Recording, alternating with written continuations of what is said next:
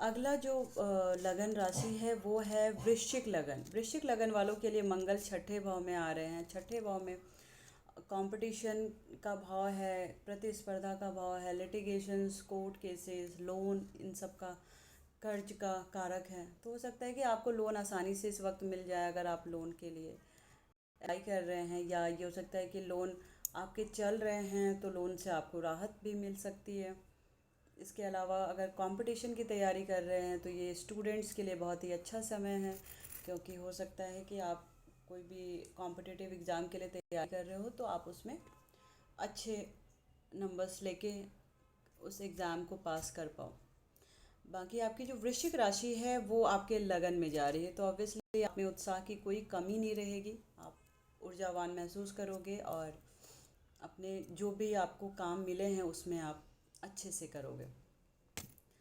धनु लगन के जातकों के लिए जो मंगल है वो पंचम भाव में आ रहा है। तो पंचम भाव में मंगल मेष राशि में बैठे हुए हैं, तो यहाँ से अ, संतान पक्ष के लिए तो दिक्कत कर सकता है। बाकी जो भी आपके प्रेम प्रसंग हैं या आपके कोई भी हायर डिग्रीज़ है, स्टडीज़ है, उन सब के लिए, स्टूडेंट्स के लिए बहुत ही अच्छा समय है। आप अ, आगे बढ़ सकते हो। और बाकी आपकी जो वृश्चिक राशि है वो ट्वेल्थ भाव में है। ट्वेल्थ भाव आप अ, खर्चे वगैरह, हॉस्पिटल्स, ऑपरेशंस, इन सब में हो सकता है आपके खर्चे हों, लेकिन बाकी अपनी वृश्चिक राशि है तो ज़्यादा दिक्कत नहीं होगी, लेकिन खर्चे से आपको थोड़ा बचना है, हॉस्पिटल से बचना है।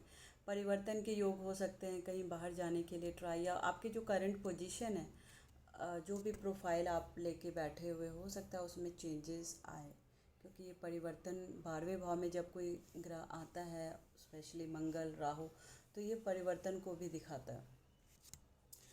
मकर लगन के जातकों के लिए जो है वो मंगल चौथे घर में आ रहे हैं। चौथे घर प्रॉपर्टी, वाहन, सुख, सुविधा, माता, इन सब को रिप्रेजेंट करता है। तो हो सकता है कि आप इस समय घर लो, आप ले भी सकते हो क्योंकि ये समय अच्छा है आपके लिए। प्रॉप वाहन ले सकते हो, कोई व्हीकल्स खरीद सकते हो, उसके लिए भी रियल एस्टेट के जातकों के लिए जो प्रॉपर्टी में डील कर रहे हैं और मकर लगन के हैं, तो कुछ डील आप अच्छे क्रैक कर सकते हो। तो मिला जुला के ये अच्छा समय है। और बिजनेस जो भी है उसमें प्रॉफिट के चांसेस हो सकते हैं चार। उसके बाद जो भी आप काम कर रहे हो उसमें अप्रेजल्स के या प्रमोशंस के चांसेस दिख रहे हैं। हो गया। बाकी जो कुंभ लगन के जातक हैं उनका जो मंगल है वो तीसरे भाव में, मंगल मेष राशि में बैठे हुए हैं, मूल त्रिकोण राशि में। तो मंगल के लिए इससे अच्छा भाव हो ही नहीं सकता। एक दसम भाव और एक तीसरा भाव। तीसरा भाव पराक्रम का होता है। पराक्रमी लोग और मंगल, ये दोनों एक दूसरे के पूरक हैं। तो जब आप में ऊर्जा रहेगा तो आप पराक्रम, काम ज़्यादा कर सकते हो। तो आप जैसे ही पराक्रमी हो गए अपने काम को लेके, तो आपका भाग्य जो नवम दृष्टि को देख रहा है वो भी जागृत हो जाएगा। तो कभी कभी बोलते हैं ना कि कर्म ही पूजा है, तो ये आपके लिए बना हुआ है। आप कर्म कीजिए और आप देखिए कि आपका भाग्य खुल गया।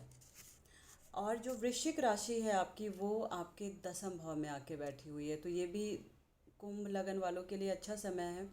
बेशक उनकी साढ़े सात ही चल रही है, बट ये गोचर जो है ये एक महीना आपके लिए बहुत ही अच्छा है, क्योंकि जो मंगल की वृश्चिक राशि है वो आपके कर्म भाव में आ रही है। तो कर्म भाव में आने की वजह से क्या होगा कि जो दसम भाव का जो आधिपत्य है, हो सकता है आपके कर्म में प्रमोशन हो।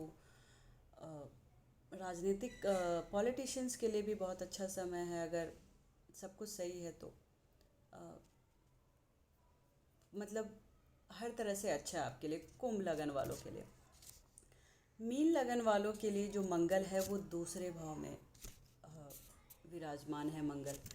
तो दूसरे भाव में क्या होता है, पैतृक संपत्ति मिलने के चांसेस आपको हो सकते हैं। परिवार से बना के रखिए, क्योंकि मंगल का एक चीज़ होता है कि आपको अगर उस भाव से रिलेटेड बेनिफिट लेने हैं तो उस भाव से रिलेटेड रिश्ते को आपको संभाल के रखना होगा, उनसे एक माधुर्य संबंध बना के रखना पड़ेगा।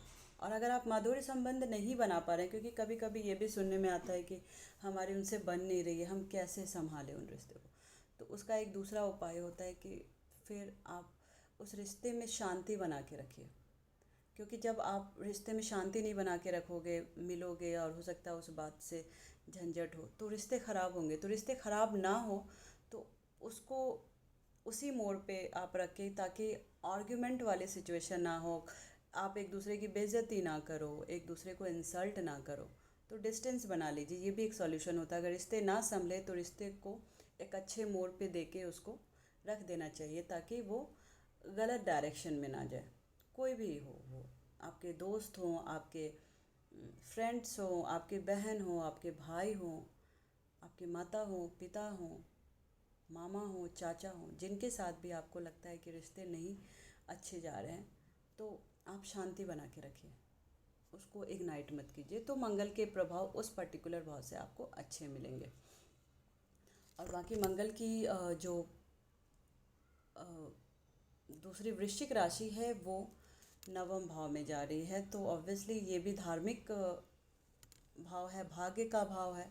तो मंगलकारी कामों में आपकी रुचि बढ़ चढ़ के आएगी, आप मांगलिक कामों में निपुण होगे, करोगे और आपका भाग्य भी खुलेगा। तो मिला जुला के ये रिज़ल्ट मिलेगा आगामी 1 जून से 12 जून तक मंगल गोचर के ये में। अब ये भी होता है कि ये एक जनरलाइज्ड प्रेडिक्शन है, क्योंकि हर जो मेष लगन के भी जातक है, तो मेष लगन के लाखों लोग हैं और सबकी कुंडली अपने आप में एक यूनिक होती है। नक्षत्र की वजह से हो सकती है वो अलग,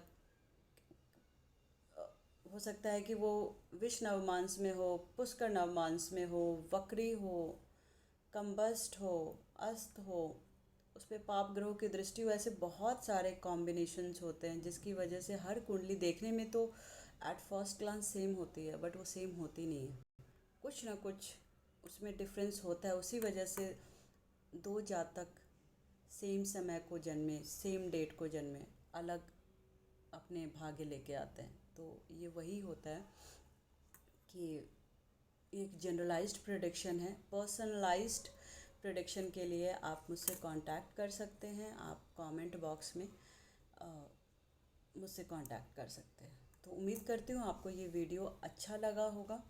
इस तरह के और भी वीडियो मैं बनाती रहूँगी। इसके लिए आप मेरे चैनल को सब्सक्राइब करें, अपना सपोर्ट दिखाएं, ताकि और मैं इससे बेहतर से बेहतर जो भी कंटेंट है, वीडियो है, आपके सामने लेके आऊँ। और जैसे जैसे वीडियो आते रहेंगे तो मेरा भी मनोबल बढ़ता रहेगा, तो मैं और वीडियो बनाऊँगी आपके लिए। उम्मीद करती हूँ आप लोग को ये वीडियो अच्छा लगा। तब तक के लिए जय श्री महाकाल।